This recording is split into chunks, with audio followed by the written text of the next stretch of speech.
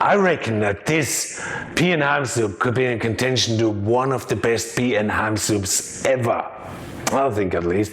Anyway, it's my favorite version of pea and ham soup, and I put a lot of hard work into it to come up with that creation, and today I want to share it with you. It's sort of my day of reckoning for terms of pea and ham soup. I know you're gonna like it. You're gonna actually love it. It's actually really easy, and it's served cold. So let's cook pea and ham soup like you've never ever seen it before. Perfect for your dinner party and perfect for pre-cooking. Celery, and you chop that quite roughly or finely. It doesn't matter, you're gonna blend it up later on anyway. So that is a really good way to use the green part of the leek. So I put that in my soup too.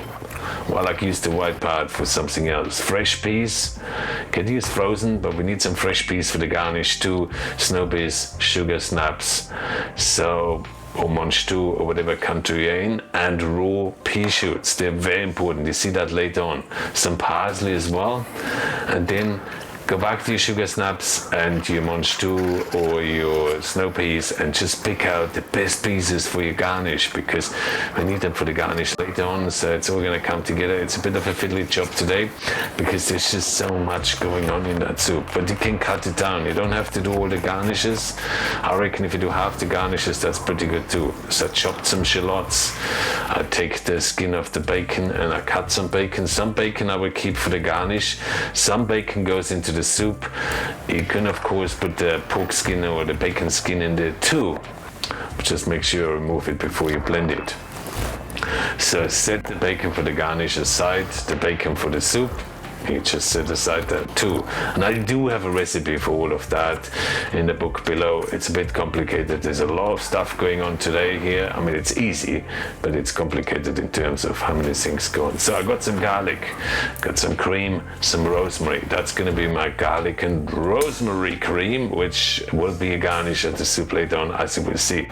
Pretty amazing. Bring that to the boil and then let that sit for like 10 or 15, 20 minutes and chill it down. You see that all in a second. Then chicken stock, bring it to the boil, add the snow peas and the manchou or the sugar snaps for the garnish in there, and just cook them literally for 10 or 15 seconds.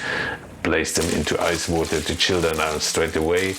I'll teach you that in another video, what's going on, why green vegetables lose their color, but today is not the time for that. So next thing, parsley, you cook that off too. So I do that all in the chicken stock basically because I want to infuse all those flavors. I could do that in water, salted water. I do it in chicken stock because I'm already infusing lots and lots of flavors then into the stock from the basic pea water. And then you cook your peas, and as I said to you, some we kept raw, some we cook the leek too.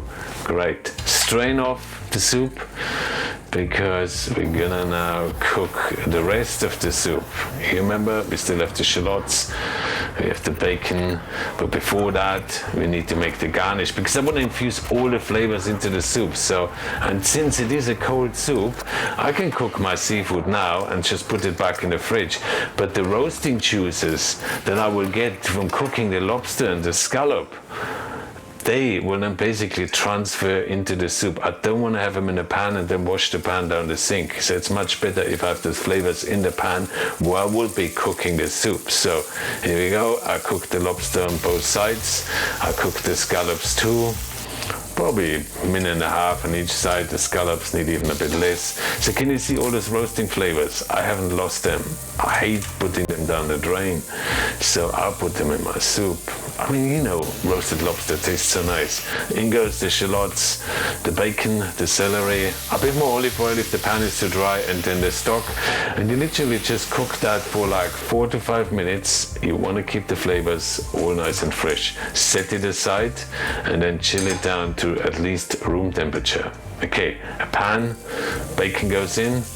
That's our garnish that we need, because I mean, bacon and pea soup is just so amazing, isn't it? Anything with bacon really tastes amazing. I mean, you must agree on that.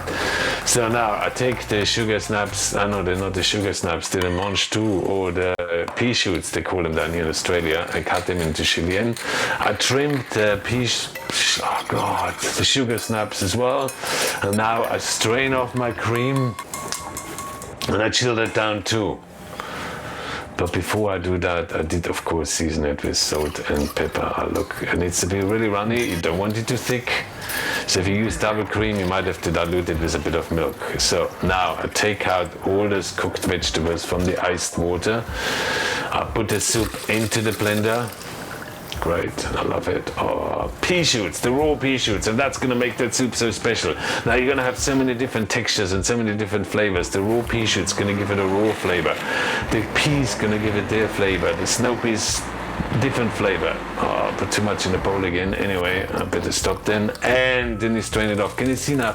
Because I have like 5 different pea flavors in there, plus the leek, plus the parsley, plus the celery and the bacon. I mean, there's just so much going on. And because there's no cream in it, and I strain it really well, I'm gonna have a really, really amazingly clean and clear pea flavor. Now what I'm doing now is a bit of an overkill. But you can do it too. So I get some, I'm gonna basically make some spheres. So I have some alginates. So I blend some alginates in some of the pea soup, and then I basically make a calcium bath. So just get some cold water and put in some calcium citrate, and then with a spoon I basically just put it in. So that's molecular cooking. I'm not the biggest fan of it, but in that soup it works really well.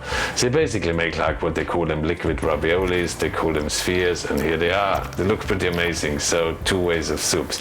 So then some raw pea shoots into the bowl, some julienne of peas, and then the sugar snaps, and on that goes some raw peas. Really important. It's really sweet and raw peas. A bit of bacon. I mean, could you see that is a really fancy pea and ham soup? I mean, you serve that at the dinner party. It's actually really easy to do, and you can all pre-make it. Bit of celery, bit of lobster, bit of scallops. Oh, it's just so easy, isn't it? And arrange it around quite nicely. And there is the pea sphere. I mean, that's just sort of, people are gonna go like, wow, what's that? Anyway, and garnish it up a little bit more, and then a bit of the garlic cream, and that's how I would serve it. That's how I put it on the table. And then on the table, you pour in the pea soup, and that dish is all sort of chilled. It tastes so amazing, and because we didn't put the cream into the soup, you're gonna have much clearer, cleaner flavors. Enjoy that, and let me know in the comments what you think. Try it out. All those different pea flavors. Some are cooked, some are raw.